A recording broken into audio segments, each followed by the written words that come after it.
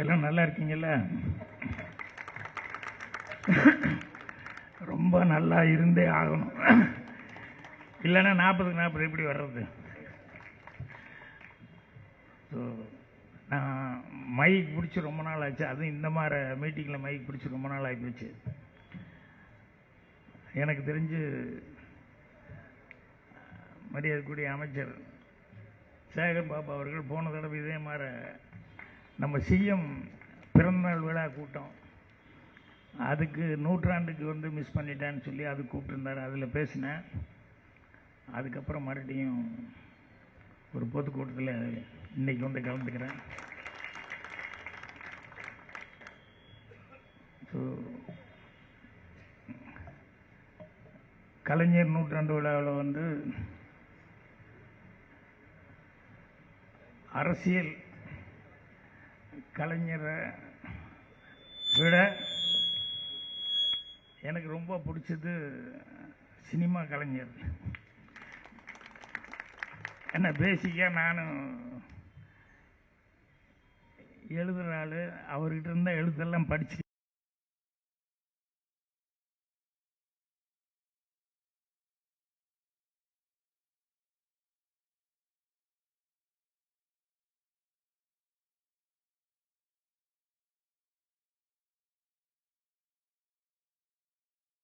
கருப்பாள் நிற்பேன். நான் பொண்ணு ஒன்றன் இவங்கெல்லாம் வந்து அதெல்லாம் புள்ளி உரமாக பேசிக்குவாங்க, எல்லாம் தெரிஞ்சு வச்சுக்கிட்டு. நான் சிவாஜி சார்லேருந்து ஆரம்பிக்கிறேன்னே. என்னென்னா, ஆரம்பத்தில் நான் சிவாஜி சார் ரசிகன். என் வீட்டில் எங்கள் சின்ன அண்ணன் அவர் எம்ஜிஆர் ரசிகன். அதனால் வீட்டுக்குள்ளே எப்பவுமே சண்டை. என்னடா பெரிய சிவாஜி அப்படின்னு அவர் சொல்ல, நான் என்ன பெரிய எம்ஜிஆர் அப்படின்னு. அவர் கத்தி பேச மட்டும்தான் தெரியும். அந்த காலத்தில் பேப்பர்லாம் பார்த்தீங்கன்னா தெரியும், இல்லை இவர் கத்தி பேச மட்டும்தான் தெரியும் அப்படிங்கிற மாதிரி. அப்போ நான் வந்து சிவாஜி சாரை பற்றி, அவருடைய படங்கள், அவர் நடித்தது, அவர் ஒவ்வொரு படத்துலேயும் நடக்கிற அந்த நடை ஸ்டைலு அப்படின்னு சொல்லிட்டு ஒவ்வொன்றா என்னெல்லாம் ரசிச்சனோ அதெல்லாம் வந்து நான் சண்டை போட்டுக்கிட்டு சொல்லிக்கிட்டே இருப்பேன். மற்றபடி எம்ஜிஆர் அவரை வந்து நான் அதிகமாக பெருசாக ரசிக்கலை. ஏதோ பாட்டு நல்லா இருக்கும் அவ்வளோதான், அவர் ஃபைட் பண்ணுவார் அவ்வளோதான். நம்ம சிவாஜி சார் அளவுக்கெல்லாம் அந்த அளவுக்கெல்லாம் நடிக்கிறது அப்படிங்கிறது, எத்தனை விதமான கேரக்டர் என்ன அப்படி இப்படின்னு சொல்லிட்டு அதை சின்ன பையனாக இருக்கும்போது பெருசாக என் மனசில் பதியல, நான் பெருசாக எடுத்துக்கல. அப்புறம் நாளாக இந்த பத்திரிகை படிக்கிறது, மற்ற செய்திகள், அது இது கொஞ்சம் வளர வளர ஒவ்வொரு விஷயமா கேள்விப்பட்டே வரும் இல்லையா? அப்படி வந்துட்டு இருக்கும்போது தான் எம்ஜிஆர் அவர்களை பற்றி நிறைய செய்திகள் வந்து பத்திரிகை மூலமாக பல பேருக்கு பேசுறது மூலமாக தெரிஞ்சுக்கிட்டேன். என்ன அப்படின்னா, எம்ஜிஆர் படத்தில் கதை அவர் தான் செலக்ட் பண்ணுவாராம் அப்படிங்கிறது. அதுக்கப்புறம் பார்த்தா வசனம் வந்து அவர் ஓகே பண்ணதுக்கப்புறம் தான் வசனம் அப்படின்னு. அப்புறம் இசை அவர் தான் டியூன் ஓகே பண்ணுவார். அப்புறம் லிரிக்ஸ் ஒவ்வொருத்தரும் எழுதும்போது அவர் தான் பார்த்துட்டு ஃபைனல் பண்ணுவார். அப்புறம் செட்டு அதெல்லாம் கூட அவர்கிட்ட போய் ஓகே பண்ணி வரணும். காஸ்டியூம்ஸு கூட அவரது மட்டுமல்ல, எல்லார் காஸ்டியூமே, ஹீரோயின் மற்றவங்க எல்லார் காஸ்டியூமே அவர் தான் ஓகே பண்ணுவார். அதுக்கு அடுத்தபடியாக இன்னொன்று என்னென்னா, எடிட்டிங்கோடு அவருக்கு ரொம்ப பிரமாதமாக தெரியும். எடிட்டிங்லேயும் ரொம்ப பிரமாதமாக கெட்டிக்காரத்தனமான நாலேஜு அப்படின்னு சொல்லி. அப்புறம் டைரக்ஷன் ஏற்கனவே நாடோடி மன்னெல்லாம் பண்ணியிருக்காரு இல்லையா? அதனால் டைரக்ஷன் அப்படின்னு சொல்லி இதெல்லாம் ஒவ்வொன்றா தெரிஞ்சுக்க ஆரம்பிக்கும்போது தான், ஆஹா, நம்ம எம்ஜிஆர்னால் வெறும் சண்டை போடுறாங்களே அவ்வளோதான் நம்ம நினச்சிக்கிட்டு இருந்தோம். ஆனால் சினிமாவில் எத்தனை விஷயங்கள் வந்து அவர் வந்து ஒவ்வொன்றும் சின்ன வயசுலேருந்தே எப்படியெல்லாம் வந்து எவ்வளோ அனுபவத்தோடு இதெல்லாம் கற்றுருக்காரு, எவ்வளோ அனுபவம் இருக்குது அப்படின்னு சொல்லி ஏண்டா எம்ஜிஆர்னா உடனே கைதட்டல் விழுகுது, ஸ்க்ரீன்ல எல்லாம் அப்படியே அந்த அளவுக்கு இருக்கிறாங்க அப்படின்னு சொல்லும்போது இவ்வளோ விஷயங்கள் தெரிஞ்சிருந்துக்கு அப்படிங்கிறது தான் காரணம் அப்படிங்கிறத புரிஞ்சுக்கிட்டேன். இப்படி தான் கொஞ்சம் கொஞ்சமாக அவருக்கு என்னென்ன தெரியும் அப்படின்னு சொல்லும்போது அதுக்கப்புறம் கொஞ்சம் கொஞ்சமாக அப்படியே மாறி அப்புறம் நான் எம்ஜிஆர் ரசிகனாகவே மாறிட்டேன். அதுக்காக சிவாஜி விட்டுருந்தா அப்புறம் தாவணிக்கணும்லாம் எடுக்க முடியுமா? ஸோ அந்த ரசனை அப்படியே இருந்தது. அதோட அடிஷனில் எம்ஜிஆருக்கு மிகப்பெரிய ரசிகன் ஆகிட்டேன். ஏன்னா சினிமாவில் இவ்வளவு நுணுக்கங்களை தெரிஞ்சிருக்காரு அப்படின்னு சொல்லிட்டு. வில்லேஜில் எனக்கு இன்னும் தமாஷா சொல்லுவாங்க, என்னென்னா எம்ஜிஆர் அப்படின்னு சொன்னோன்னையுமே கைதட்டல் விசில் பயங்கரமாக அடித்து பாப்பா நானும் சேர்ந்து அடிச்சுக்கிட்டு இருப்பேன். இந்த எம்ஜிஆருங்கிறதுக்கு பதிலாக ஏதோ ஒரு படத்தில் எம்ஜி ராமச்சந்திரன் வந்து எல்லாம் பேசாமல் உட்காந்துருக்கான், எல்லாம் வெயிட்டிங்கு. என்ன எம்ஜிஆர் பேரே போடலையோ, ஒன்றும் போடலையே, அவன் அந்த 3 எழுத்தே பார்த்து பழக்கப்பட்டிருக்கான். அதனால் எம்ஜி ராமச்சந்திரன் போட்டோன்னே கை எப்படி தூக்கிட்டு வெயிட்டிங்கில் நிறைய பேர் உட்காந்துருக்காங்க. ஸோ அந்த அளவுக்கு வந்து அவருடைய ரசிகர்கள் வந்து அந்த அளவுக்கு இருந்தாங்க. இவ்வளவு டேலண்ட், இவ்வளவு திறமைகள், இவ்வளவு கைதட்டல் வாங்குற இது எல்லாமே ஒரே ஒரு விஷயத்தில் ஈக்குவல் ஆச்சு. அந்த ஒரு விஷயம் என்னென்னா நம்ம கலைஞர் அவர்களுடைய பேனா அப்படிங்கிறதுக்கு.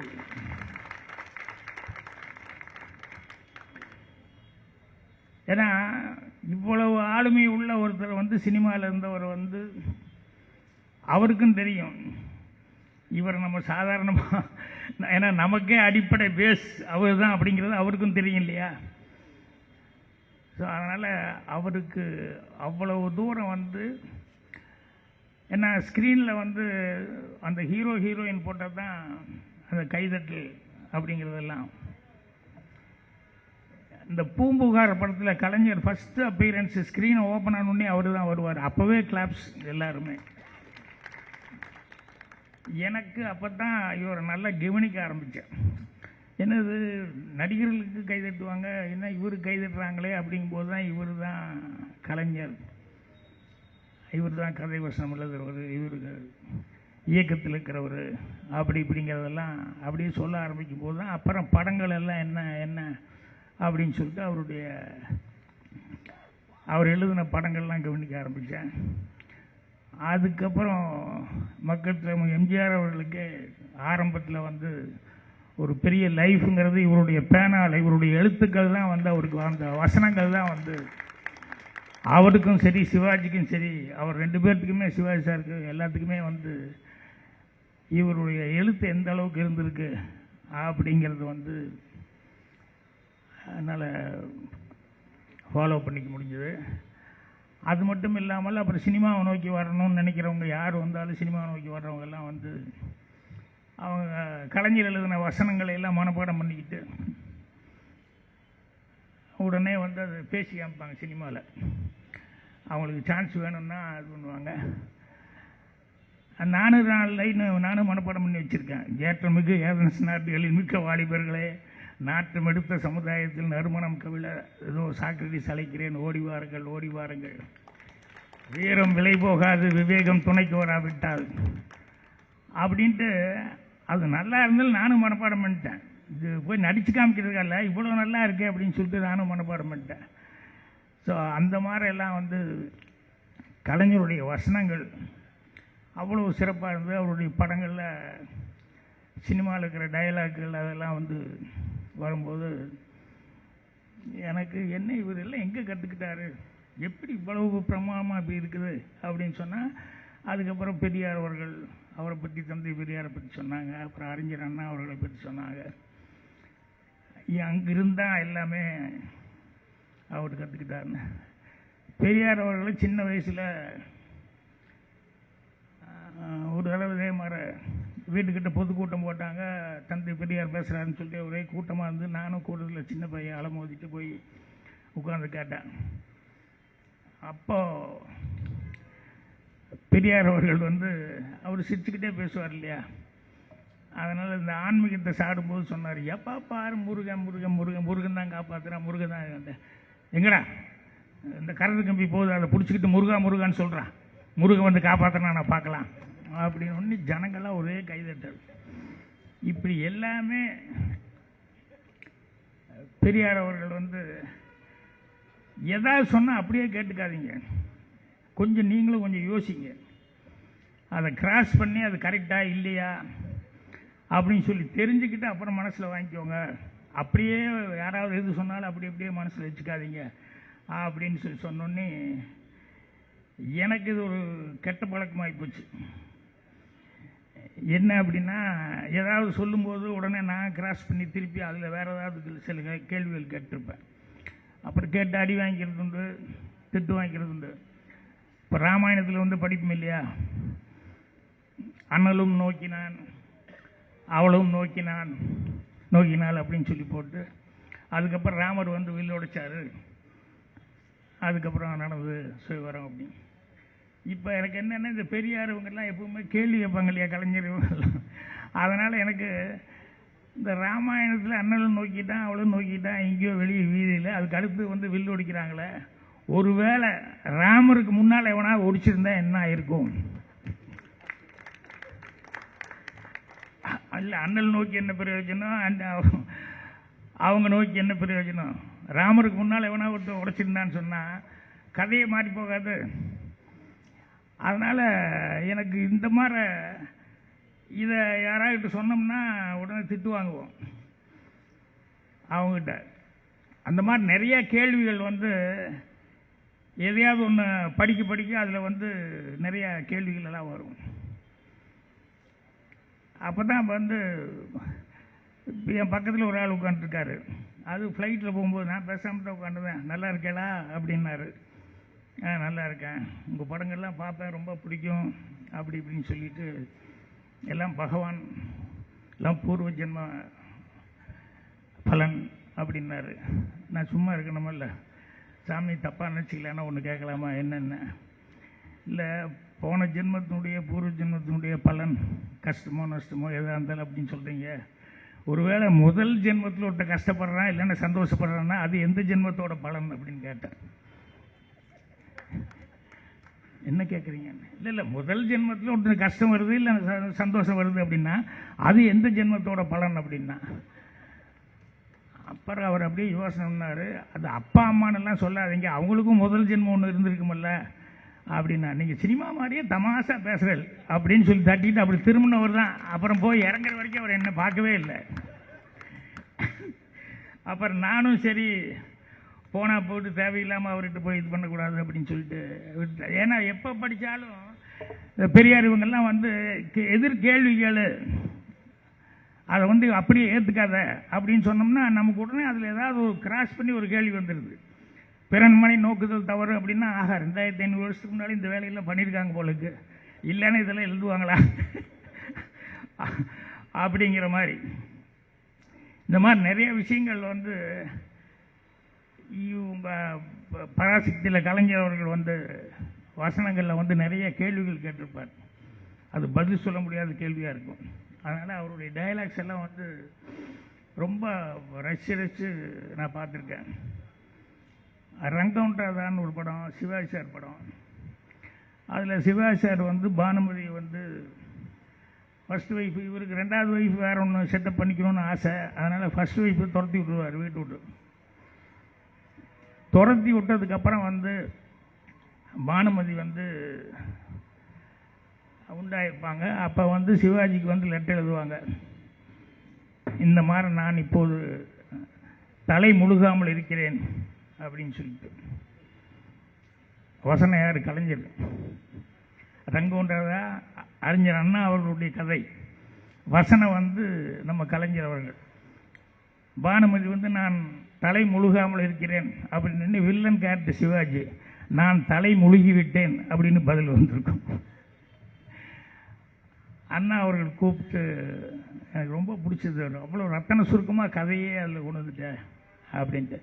அதே மாதிரி அண்ணா அவர்களுடைய வேலைக்காரி அந்த படம் ரிலீஸ் ஆனப்போ அதுக்கு விமர்சனம் எழுத சொல்லி கலைஞர் அப்பப்போ எல்லாத்துலையும் எழுதிட்டு இருப்பார் இல்லையா. அப்போது பட்டாசு தொழிற்சாலையில் வந்து ஒரு தீப்பொறி விழுந்தது போல் இருந்தது அப்படின்னு சொல்லி கலைஞர் அவ்வளோதான், வேறு ஒன்றுமே எழுதலை. ஏன்னா இது என்னென்னலாம் பண்ண போகுது அப்படிங்கிறத வந்து எவ்வளோ பெரிய ரெவல்யூஷன் பண்ண போகுது அப்படிங்கிற மாதிரி அவர் எழுதினார். அதே மாதிரி இன்னொரு இது படித்தப்போ ரொம்ப சுவாரஸ்யமாக இருந்தது. என்னென்னா, இந்த பூம்புகார் படத்தில் அந்த கோவலன் இறந்த உடனேயுமே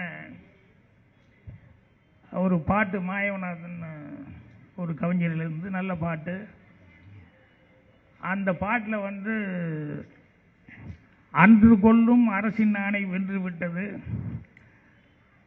ஆனால் கோவலன் செத்துருவார். அந்த இடத்துல பாட்டு வர்றதுனால அன்று கொள்ளும் அரசின் ஆணை வென்று விட்டது, நின்று கொள்ளும் தெய்வம் எங்கே சென்று விட்டது அப்படின்னு சொல்லி எழுதியிருந்தார். அது கரெக்டாக ஏன்னா இவ்வளோ நல்லவங்க செத்து போயிட்டாங்க போது நின்று கொள்ளக்கூடிய தெய்வங்கிறது அது எங்கே போச்சு அப்படின்னு. அன்று கொள்ளும் அரசின் ஆணை வென்று விட்டது, நின்று கொள்ளும் தெய்வம் எங்கே சென்று விட்டது அப்படின்னு சொல்லி சொன்னோன்னே கேபி சுந்தராம்பாள் அந்த அம்மா ரொம்ப பக்தி படம். அவங்க கூப்பிட்டு என்ன அது தெய்வம் எங்கே சென்று விட்டது, நான் பாட மாட்டேன் அப்படின்ட்டு. அது என்ன தெய்வம் எங்கேயோ சென்றுச்சுன்னா அது எதுக்கு நான் பாடணும், நான் பாடல அப்படின்ட்டு. அப்போ அந்த பாட்டு அவங்க பாடினா தான் நல்லா இருக்கும்னு எல்லாருமே ஃபீல் பண்ணுறாங்க. ஆனால் அந்த அம்மா பாட மாட்டேன்ட்டுச்சு. விஷயம் கலைஞருக்கு போயிருக்கு. அப்போ மாற்றிடலாமா, ஏன்னா பாட்டு நல்லா இருக்குது. அன்று கொள்ளும் அரசின் ஆணை வென்று விட்டது, நின்று கொள்ளும் தெய்வம் எங்கே சென்று விட்டதுன்னா அந்த மீனிங் ரொம்ப நல்லா இருக்குது, அதனால் கரெக்டாக இருக்குது. ஆனால் அந்த அம்மா பாட மாட்டேங்கிறாங்க அப்படின்னு. அப்புறம் கலைஞர் அதை வாங்கினார். வாங்கி அதை அப்படியே பார்த்தாரு.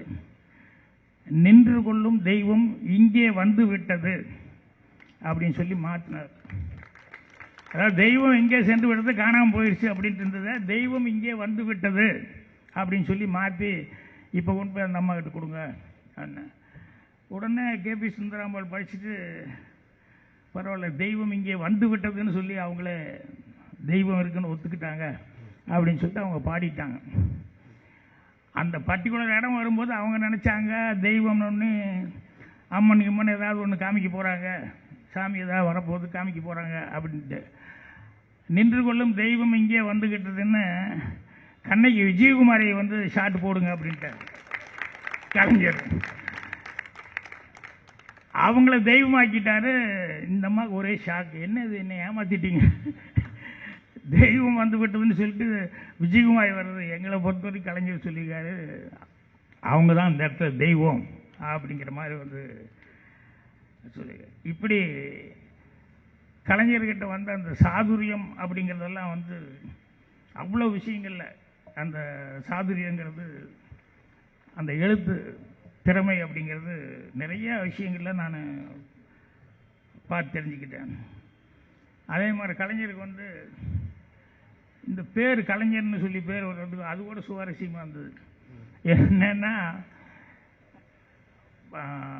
நடிகர் எம்ஆர் ராதா அவர்களுக்கும் அண்ணா அவர்களுக்கும் நல்ல ஒரு பழக்கம், நல்ல ஒரு நட்பு, நல்ல புரிதல் அதோடு இருந்திருக்காங்க.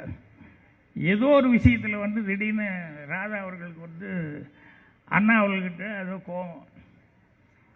கோபம் வரும்போது, அப்போ இவர் ஒரு ஊரில் நாடகம் நடக்குதுன்னா பக்கத்துலேயே ஒரு 30 கிலோமீட்டர் 25 கிலோமீட்டரில் ராதான நாடகம், அண்ணா அவர்கள் எழுதுன நாடகம் அது ஒன்று நடந்துகிட்ருக்கும். அப்போ போஸ்ட் போட்டிருக்காங்க, இவர் பார்த்துருக்கார் எம்ஆர் ராதா அவர்கள், அறிஞர் அண்ணாவின் அப்படின்னு சொல்லி போட்டு பெரிய போஸ்ட் எல்லா பக்கம் ஒட்டியிருந்தாங்க. இவருக்கு அவர் மேலே இருக்கிற கோபம், இவர் நாடகத்துக்கு யார், நம்ம கலைஞர் தான் கதை வசனம் அந்த நாடகத்துக்கு. உடனே இவர் என்ன பண்ணிட்டாரு, அண்ணாவின் அப்படின்னு சொல்லி போட்டோடனே இவர் இவரும் அறிஞர் மு கருணாநிதி அவர்களின் தூக்கி அப்படின்னு சொல்லி போஸ்ட் அடிச்சிட்டார். இது அண்ணா வரைக்கும் போயிடுச்சு. அவர் ஒன்றுமே கண்டுக்கல. கலைஞர் பதறி போய், என்னங்க இப்படி பண்ணி வச்சிட்டீங்க, இல்லை அது அந்தால அண்ணா அறிஞர்னு சொல்லி போட்டு வச்சுருக்காரு, அதனால தான் நான் உனக்கு போட்டேன், அவர் மட்டும்தாங்க அறிஞர், நான்லாம் அறிஞர், அதனால் அவருக்கு போடலாங்க அப்படின்னா எம்ஆர் வழக்கமான பாணியில் கேட்டேன். அப்போ நீ என்ன முட்டாளா, அந்த ஆள் மட்டும்தான் அறிஞர்னா நீ எல்லாம் முட்டாளா, நீ தானே கதை வசனம் எழுதிக்க, நானும் ஓகே பண்ணிக்கனால. இல்லைங்க அவர் அறிஞர், நான் எல்லாம் சாதாரண ஒரு கலைஞன் அவ்வளோதான் அப்படின்னாரு. அப்போ அந்த டைட்டிலே உனக்கு கொடுக்குறேன், கலைஞர் மு கருணாநிதின்னு சொல்லி. அதுக்கப்புறம் அந்த இது கடைசி வரைக்கும் அவர் சேர்ந்தார். என்னென்னா அவர் அண்ணா அவர்கள் மேலே எந்த அளவுக்கு அவருக்கு ஒரு மரியாதைகள் இருந்திருக்கு அப்படிங்கிறத அதை சொன்னோன்னே பதறி போய் சொல்லி அதை உடனடியாக மாற்றுங்க அப்படின்னு சொல்லி மாற்றிருக்காரு.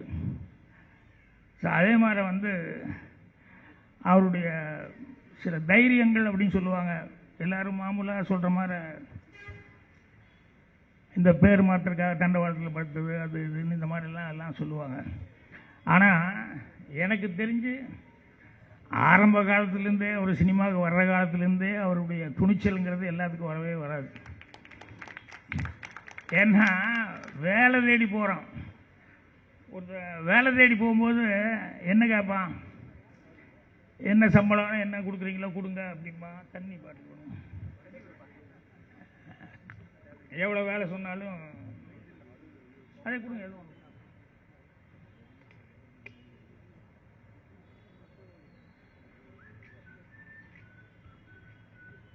என்ன சம்பளம் கொடுப்பீங்க என்னென்னு அவங்க தான் சாய்ஸ். இவர் வேலை தேடி போகிறாரு, இவர் முதலாக சினிமாக்குள்ளே வேலை தேடி வர்றாரு. ஏஎஸ் சாமின்னு ஒரு டைரக்டர், அவர்கிட்ட போய் நிற்கும் போதே இவர் முதல்ல எனக்கு 250 ரூபாய்க்கு கம்மி இல்லாமல் சம்பளம் தரணும், அது உங்களுக்கு முடியுமா, 250 குறையக்கூடாது அப்படின்ட்டுருக்காரு. அப்புறம் சாயங்காலம் 5 மணி வரைக்கும் தான் நான் வேலை பார்ப்பேன். எவனாவது இப்படி கண்டிஷன் போடுவானா வேலை கேட்குற இடத்துல, ஏன்னா இருந்தாலும் வித்தியாசமாக இருக்கான், 5 மணி வரைக்கும் தான் வேலை பார்க்குறாங்கிறான். அதுக்கப்புறம் பார்த்தா 250 ரூபா சம்பளம் இந்த ஆள் நிர்ணயம் பண்ணிட்டு கேட்குறான் அப்படின்னு சொல்லிட்டு இவருக்கு என்னென்னலாம் தெரியும் அப்படின்னு சொல்லி வாங்கி பார்த்தா அதில் ரொம்ப அதில் கேட்குறது நியாயம்தான். ஏன்னா இந்த அளவுக்கு எழுத்து இந்த ஆளுட்டு அந்த திறமை இருக்குது அப்படின்னு சொல்லும்போது வரும்போதே தலை வணங்காமல் இந்த ஆள் இந்த அளவு கேட்குறாரு அப்படின்னு சொல்லிட்டு அதுக்கப்புறம் சரின்னு வேலைக்கு சேர்ந்துட்டாங்க. இவர் ராஜகுமாரி படம், அதில் எம்ஜிஆர் அவர்கள் ஹீரோ, அந்த படம் அப்படியே அபிமன்யுன்னு சொல்லிட்டு ஒரு படம், அந்த 2 படத்துக்கும் எல்லாமே உட்கார்ந்து அவ்வளோ கஷ்டப்பட்டு மாங்குன்னு கதை வசனம் அது இது அதில் பாட்டெல்லாம் வேறு எழுதியிருக்காரு. இத்தனையும் வேறு எழுதிட்டு அந்த ரிலீஸ் அப்போது எல்லாம் வேண்டப்பட்டவங்க எல்லாத்துக்கிட்டையும் இந்த 2 படம் நான் அப்படி ராத்திரி முதலும் கஷ்டப்பட்டேன், இவ்வளோ வேலை பார்த்துருக்கேன், அப்படி பண்ணியிருக்கேன், நான் தான் வசனம் எழுதியிருக்கேன், ஸ்க்ரீன் பிளே அது இது எல்லாமே சொல்லி எல்லாத்தையும் சொந்த பந்தங்களையெல்லாம் கூப்பிட்டுக்கிட்டு எனக்கு இதே அனுபவம் எனக்கு நடந்திருக்கு. சிவப்பு ரோஜாக்கள் முதல் டைலாக் எழுதணுன்னே நானும் எல்லாத்தையும் கூப்பிட்டு சிவப்பு ரோஜாக்களுக்கு கூப்பிட்டு வந்தேன், என் பேரையே காணோம். அது வேறு சமாச்சாரம். அது மாதிரி இவர் எல்லாத்தையும் கூப்பிட்டு வச்சுட்டு எல்லாமே நான் தான் பண்ணேன் அப்படின்னு சொன்னோன்னையுமே கடைசியில் டைட்டில் வரும்போது வசன உதவி மு கருணாநிதி அப்படின்னு போட்டிருக்கு. இவ்வளோ கஷ்டப்பட்டு கதை எழுதி திரைக்கதை எழுதி வசனம் பண்ணி கடைசியில் வசன உதவி அப்படின்னு சொல்லி போட்டோன்னே அப்போவே வீட்டில் சம்சாரம் எல்லாம் திட்டி சொல்லி எல்லாம் பேக்கப் பண்ணி ஊருக்கு புறப்படுவோம், வேண்டாம் இந்த சினிமாவே வேண்டாம் அப்படின்னு சொல்லிட்டு ரொம்ப வெக்ஸாக. ஏன்னா அந்த உழைச்சவனுக்கு அந்த கருத்து திருட்டு அப்படிங்கிறது அது அவ்வளோ கஷ்டமான சமாச்சாரம், அது ஜீரணம் பண்ணிக்கவே முடியாது. எதை திருடினாலும் காசு பணம் ஏதாவது போயிட்டா கூட பரவாயில்ல, அந்த கருத்து அதை திருடுறது அப்படிங்கிறது ஜீரணமே பண்ணிக்க முடியாத ஒரு சமாச்சாரம்.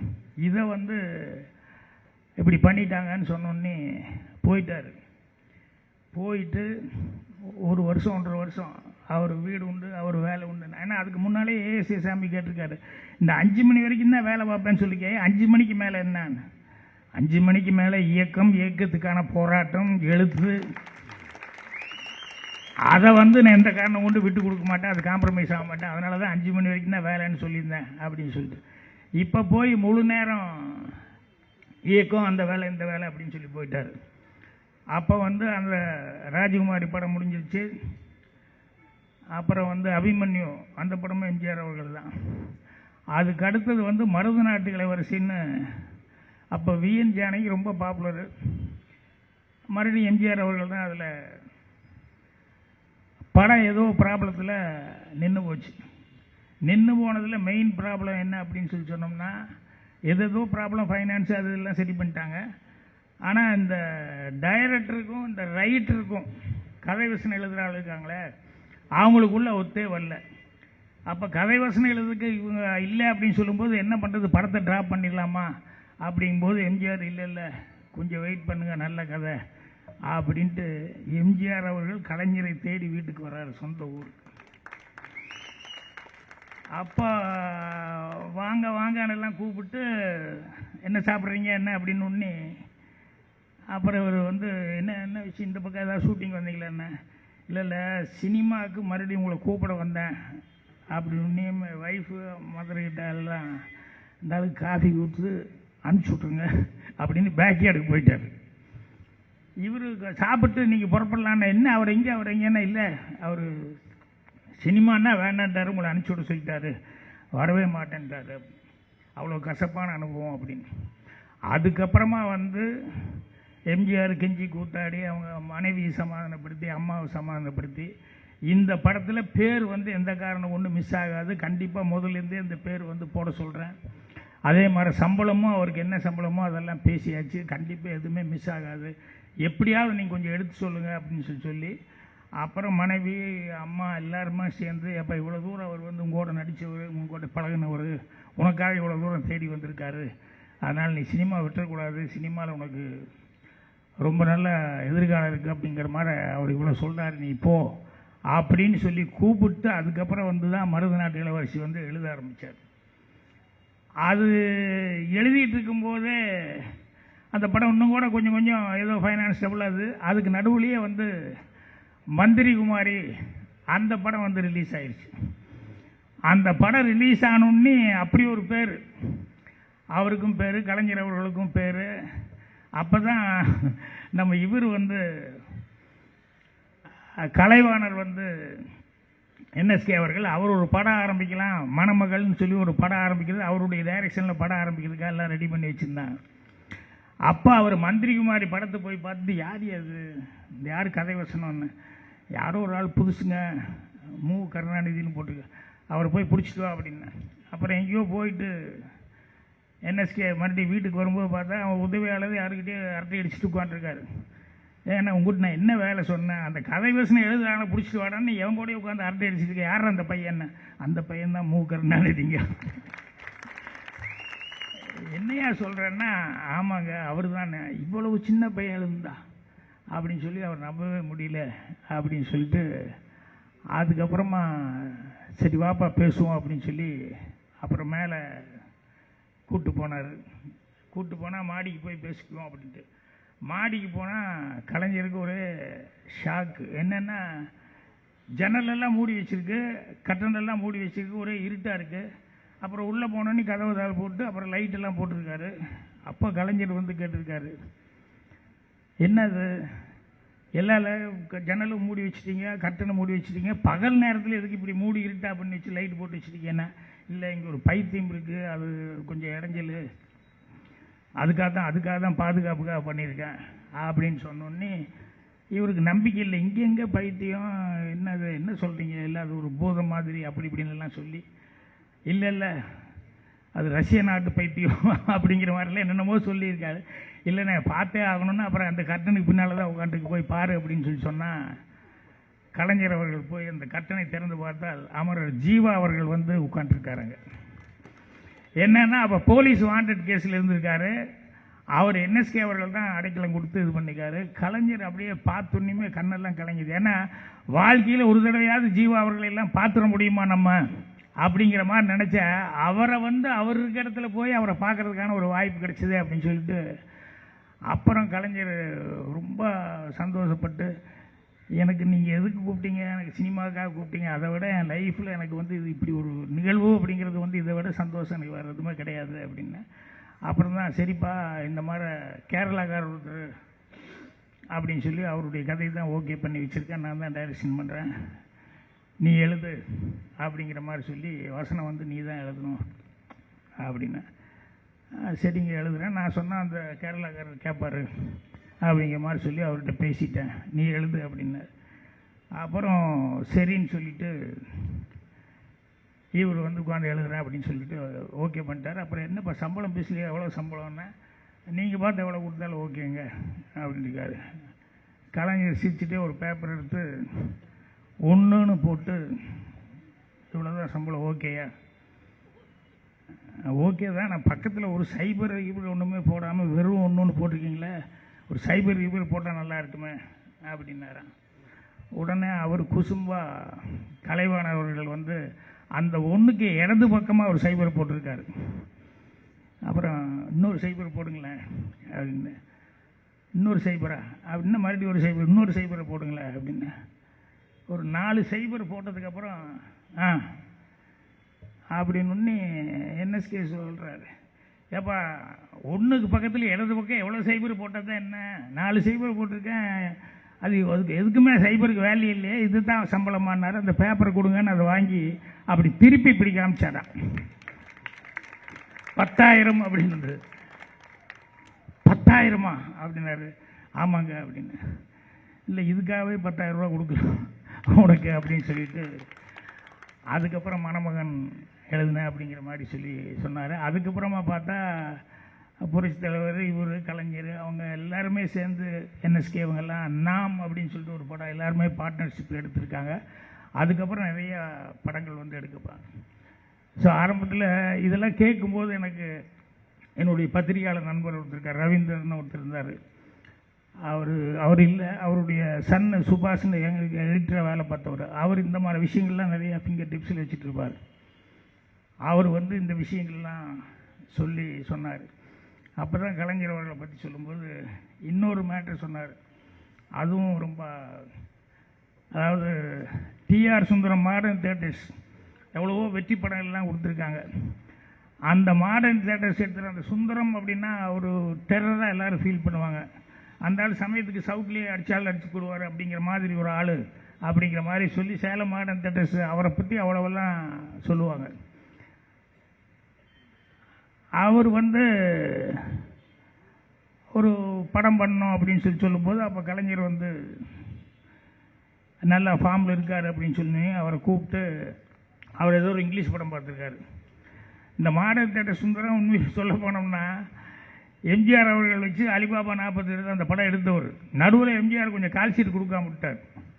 ஏதோ அவருக்குள்ள ஒரு மனஸ்தாபம், அதனால் கால்ஷீட் கொடுக்கல. அப்புறம் ஒரு நாள் வேறு ஏதோ ஒரு இதுக்கு வந்து எம்ஜிஆர் அங்கே போயிருக்காரு. அப்போ அந்த மாடர்ன் தியேட்டர் சுந்தரம் வந்து நல்லா இருக்கியா அப்படின்னு சொல்லி கூப்பிட்டு நல்லா இருக்கேன் அப்படின்னு சொல்லி கேட்டு அவங்க படம் பார்க்குறியா அப்படின்னாரு. எந்த படம் அப்படின்னாரு. இதான் அந்த அலிபாபா 42 ஒரு படம், நான் இன்னும் முடிக்கவே இல்லை, இன்னும் நான் ஒரு 2-3 நாள் வேலை இருக்குது, 4-5 நாள் அப்படின்னு இவர் மனசுக்குள்ளே எப்படியும் என்னை கூப்பிடுவாரெல்லாம் நினச்சிக்கிட்டு இருக்காரு. இப்போ போய் பார்த்தா ஃபுல் படம் அப்படியே காமிச்சாராம். இவருக்கு ஒரே ஷாக்கு, டியூப் வச்சு முடிச்சிட்டார் படத்தை. அந்த மாதிரி ஒரு சுந்தரம்ங்கிறவர் வந்து அப்படி ஒரு கெட்டிக்காரர், அதே நேரத்தில் வந்து பயங்கரமான முரட்டுத்தனமான ஒரு கேரக்டர். அவர் வந்து கலைஞரை கூப்பிட்டு ஏதோ ஒரு இங்கிலீஷ் படம், அந்த படத்தை வந்து இதை வந்து அப்படியே கொஞ்சம் இண்டியனைஸ் பண்ணி சமூக படமாக மாற்றி கொடு, அது வந்து ஹிஸ்டாரிக்கலாக இருக்குது, அது சமூக படமாக வந்து எழுதி கொடு அப்படின்ட்டுருக்காரு. அவர் படமையும் போட்டு காமிச்சிருக்காரு. படமெல்லாம் பார்த்துட்டு அப்புறம் கலைஞர் வந்து அதுக்கப்புறமா திருப்பி கொண்டு போய் அவர்கிட்ட ஸ்கிரிப்டை கொண்டு போய் கொடுத்துருக்காரு. கொடுத்தா அவர் வந்து படிக்க ஆரம்பிச்சோன்னையுமே அவர் கோபம், மறுபடியும் இவர் படிக்கிறாரு. படிக்கும்போது நான் கூட இருக்கணும்னு சொல்லி கலைஞரே படித்து காமிக்கிறாரு. ஆனால் கலைஞர் என்ன பண்ணிட்டார் அப்படின்னு சொன்னோம்னா, அவருடைய அந்த ஹிஸ்டாரிக்கலாக இருக்கிறத வந்து சமூகமாக மாற்ற சொன்னது இருக்க, அது சமூகமாக மாற்றினா சரியாக வராது அப்படின்னு சொல்லிட்டு அதை ஹிஸ்டாரிக்கலாக அப்படியாவே அதே மாதிரியே வந்து அவர் அதுக்கு கதை வசனமாக திரைக்கதை வசனம் எல்லாம் பண்ணிட்டார். அப்போ அவருக்கு ஒரே கோபம். நான் உங்கள்கிட்ட என்ன சொன்னேன், நீ என்ன பண்ணியிருக்க அப்படின்னு. இல்லைங்க, ஒரு எழுத்தாளனா எனக்கு தெரியுது, அதை மாற்றினா சரியாக வராது, அதனால் இதுதான் கரெக்டாக இருக்கும் அப்படின்னு சொன்னோன்னே அதை கொண்டா அப்படிங்கிற மாதிரி சொல்லி, நான் சொன்னது நீ செய்யாமல் என்ன பண்ணிட்டு இருக்க நீ அப்படி இப்படின்னு சொல்லிட்டு வெளியே போ அப்படிங்கிற மாதிரி ஏதோ சொல்லிட்டார். அப்போ உங்களுக்கு தான் இது வேண்டாமல்ல, நான் எழுந்து உங்களுக்கு பிடிக்கல, அப்புறம் எதுக்கு இதை வாங்கி வச்சிட்டிங்கன்னு அந்த டேபிள் மேலேருந்து அந்த ஃபைலை இவர் வாங்கிட்டு போயிட்டார் கலைஞர். அவருக்கு ஒரே ஷாக்கு, ஏன் டேபிள் மேலேருந்து இவ்வளோ தைரியமாக வந்து ஒரு ஃபைலு ஒரு ஆள் வாங்கிட்டு போகிறானே அப்படின்னு சொல்லிட்டு அதுக்கப்புறம் பார்த்தா கலைஞர் வந்து அவருக்கு இருக்கிற நம்பிக்கையில் இதை தானே படமாக எடுக்கிறேன் அப்படிங்கிற மாதிரி சொல்லி உடனே டிஆர் சுந்தரம் சிதம்பரம் ஜெயராமன் அவரை கூப்பிட்டு என்ன யார் இந்த பையன் என்ன ஏற்றுக்கிட்டு இந்த அளவுக்கு தைரியமாக இப்படி பண்ணியிருக்காப்புல அப்படின்னா இல்லைங்க அவர் எழுத்து மேலே இருக்கிற ஒரு இதில் கொஞ்சம் பேசினா சரியாக வந்துடும் அப்படின்னா அப்புறம் அவர் வந்து பேசி பார்த்துருக்காரு. என்ன பேசினாலும் கலைஞர் நான் எழுத்து வந்து வளைஞ்சு கொடுக்காது, நான் வளைஞ்சு கொடுப்பேன், எழுத்து வளைஞ்சு கொடுக்காது, முடியாது அப்படின்ட்டார். அப்புறம் அவருக்கு எதுக்காப்பில் ஒரு படம் எடுக்கிறேன்னு சொல்லி இவர் எடுத்து அதுக்கப்புறமா வந்து கலைஞரும் படம் எடுத்தாங்க. ஸோ அந்த மாதிரி யாருக்குமே பயப்படாமல் ஒரு துணிச்சல் அப்படிங்கிறதெல்லாம் வந்து கலைஞர்கிட்ட இருந்தது அப்படின்னு சொல்லும்போது அதுதான் எனக்கு நான் எங்கள் வீட்டில் எங்கள் அம்மா பாக்யராஜின்னு பேர் வச்சாங்க இல்லையா, நான் அப்போ தான் நினச்சிக்குவேன் என்னென்னா இந்த 2 பேர்த்துக்குள்ளே சண்டை வந்துருச்சு இல்லையா, அப்போ வந்து எனக்கு அவரையும் ரசிச்சிருக்கேன் இவரையும் ரசிச்சிருக்கேன். அவர் நடிக்கிறது மற்றது சினிமா எல்லாமே அவர் தரவாக இருக்குது. ஆனால் இவர் பேனாங்கிற ஒன்று மட்டுமே இவர் எவ்வளோ ஆணித்தரமாக வச்சுக்கிட்டு உட்காந்துருக்காரு. இது வச்சு தானே அவர் இருந்தார். இது எப்படி அப்படின்னு சொல்லிட்டு எனக்கு எந்த பக்கம் போகணும்னு தெரியாமல் நான் பாட்டில் சென்னைக்கு வந்துட்டேன் புறப்பட்டு.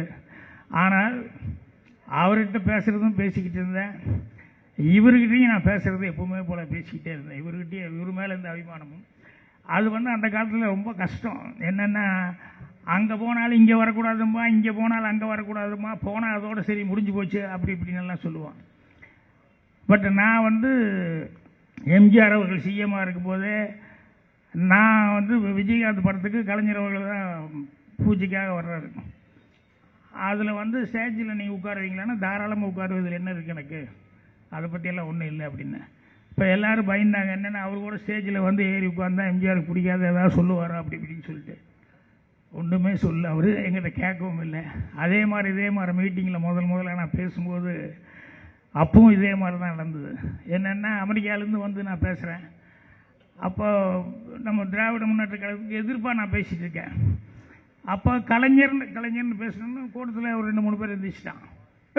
பேர் சொல்லு, என்ன கலைஞர்னு சொல்லிட்டு இருக்கேன். ஓ உட்காரியா அப்படின்னு ஒரு சின்ன பையன் அவன் பேர் சொல்லுங்கிறான். டேய் உட்கார்றியா இல்லையாடா அப்படின்னு எனக்கு கோபம் வந்துருச்சு.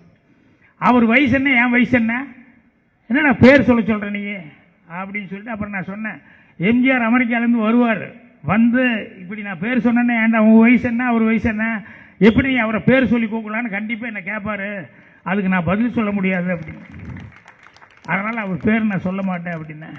அதே மாதிரி எம்ஜிஆர் வந்ததுக்கப்புறம் அவர் இந்த பேப்பரில் வந்தது இதெல்லாம் பார்த்துட்டு அப்புறம் என்னை கூப்பிட்டு அவருடைய எழுத்துக்கும் அவருடைய புலமைக்கும் நீ தகுந்த மரியாதை கொடுத்துருக்க, எனக்கு ரொம்ப பிடிச்சது. நாங்கள் வெவ்வேறு துருவங்களாக நிற்கிறோங்கிறது வேறு, ஆனால் அவருடைய அந்த புலமை அப்படிங்கிறது வந்து எனக்கு எந்த அளவுக்கு ஆனால் நீ அவருக்கு கொடுத்த மரியாதைங்கிறது எனக்கு ரொம்ப பிடிச்சிருக்கு அப்படின்னு. அது மாதிரி ஏதோ கால சூழ்நிலையில் ஒரு 2 பேரும் எதிரும் புதிருமா இருந்தாங்களே ஒழிய, ஆனால் கடைசி வரைக்கும் அவங்களுக்குள்ளே வந்து அந்த மரியாதைகள் இருந்துகிட்டு இருந்தது. அதனால தான் கலைஞர் நான் என்ன படம் பண்ணாலும் கலைஞர் அவர்கிட்ட போய் அந்த ப்ரிவியூ ஷோ வந்து அவர் பார்க்குறதுக்காக பிரத்யேக காட்சி போடுவேன். இது நம்மளால் இன்னும் எது நிறைய படம் நான் எடுத்த படங்கள்லாம் போட்டு காப்பேன். உடனே அவர் வந்து பார்த்துட்டு படத்தை பற்றி என்ன அபிப்பிராயம் என்னங்கிறது வந்து ரொம்ப நேரம் எங்கூட உட்காந்து பேசுவார். ஸோ அவர் அந்த அளவுக்கு வந்து என்னுடைய படங்கள்லாம் ஈடுபாடு. அதே மாதிரி அவர் கையால் நான் அவார்டு வாங்கினேன்.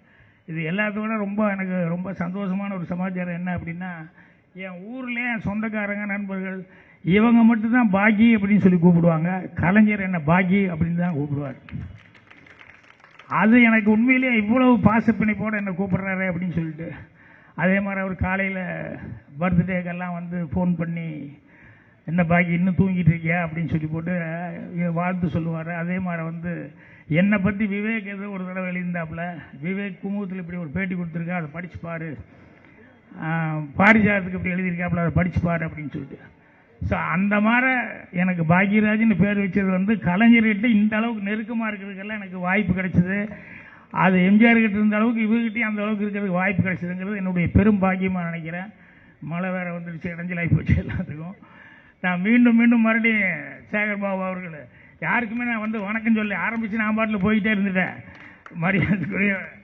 சேகபாக் அவர்கள், எனக்கு முன்னால் பேசினவங்க, வெற்றி அழகன் அவர்கள், இன்னும் எல்லாத்துக்குமே உங்களுக்கு எல்லாத்துக்கும் என்னுடைய பணிவான வணக்கம். உங்களுக்கு தான் மெயினாக சொல்லணும். ஏன்னா அவருடைய உயிரினும் மேலான உடன்பிறப்புகள் அவருக்காக இவ்வளோ வருஷமாக இருந்து இப்போ கூட 40க்கு 40 அப்படிங்கிறது காரணமே நீங்கள் தான். அதனால் உங்களை எல்லாம் சந்தித்தது ரொம்ப மகிழ்ச்சியாக இருக்குது.